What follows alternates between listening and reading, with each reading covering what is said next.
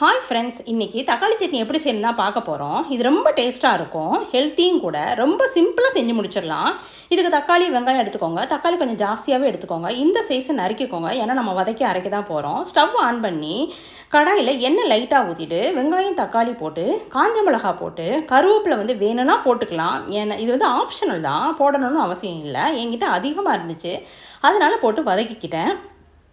இதை ஆற வச்சுருங்க. இந்த அளவு வதங்கினா போதும். ஆற வச்சுட்டு ஒரு ஜாரில் போட்டு ரொம்ப நைஸாலாம் அரைக்க வேண்டாம், கொஞ்சம் பரபரன்னு அரைச்சிக்கோங்க. கருவேப்பிலை ரொம்ப நல்லது உடம்புக்கு.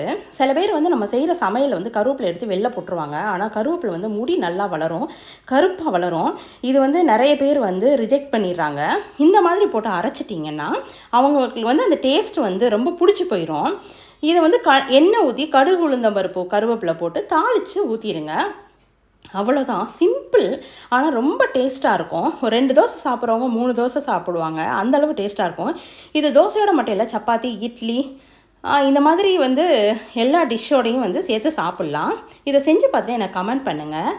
இது வரைக்கும் சப்ஸ்கிரைப் பண்ணாதவங்க சப்ஸ்கிரைப் பண்ணுங்கள் ஃப்ரெண்ட்ஸ்.